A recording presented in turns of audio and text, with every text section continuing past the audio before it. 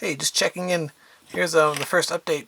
What I've done so far with the tank is I painted the road wheels. So what I did was first I painted them with semi-gloss black, and then I used the circle template and painted the center with the airbrush. Get that in focus for you. Yeah, and then also the return rollers and these other parts. One each of these on each side. And then I painted the lower hull with Tamiya XF60. So now what I can do is I can go ahead and install all the road wheels and the return rollers. I realized I should also paint the tracks. And I'll use Andy from Andy's Hobby Headquarters technique for that. But I'll get started here on some more assembly and I'll check in later.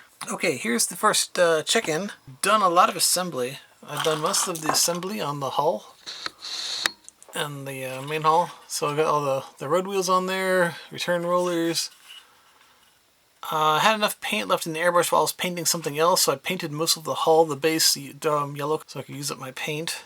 I got most of the doodads on there. So some of those will be, I'll touch the things like the wrench and these things with like what color they're supposed to be, and then I'll sort of paint over the camouflage over them, which I guess I understand is how, what happened when when the Germans field painted their tanks. Then I painted a bunch of parts that are sort of holding up assembly, like the inside of the turret. I painted that white because my understanding is the German tanks had white interiors. It's the inside of the turret. Then I had to paint these extra road wheels. So same thing, I painted them black and then used a circle template to paint the yellow part in the middle. And then here's like some of the gun parts and stuff that are painted silver. So now I'm ready to keep moving. Oh yeah, I also painted some other parts silver, like these extra track links and the tow cables and all that stuff. So moving right along. Thank you for watching. Alright, it's several days later, picking up where we left off before. I've got the turret assembled. I had trouble getting this seam to look right here, okay? Let me zoom in. There we go. There we go. So, I had to use some, this didn't go, I had trouble getting this together because I had painted the inside of the turret, and so, your liquid cement doesn't work as well when the surface is painted, when it's bare plastic. So I spent a lot of time chasing this seam, and it doesn't look great. But I said, well, alright, let me move on. And I looked at the instructions, and see right here?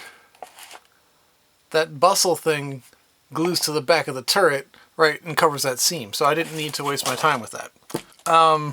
It's kind of silly because David Chin is somebody who really studies the instructions before he starts, right? And I just kind of wing it. So if you're going to do a buddy build with him, I don't know quite how to put it, but like, that's the benefit of reading the damn instructions before you get started. So, yeah.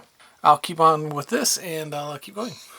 Well, it looks like I'm mostly done with assembly. Here's the turret. I put the toolbox on and the hatch doors. I did lose one part.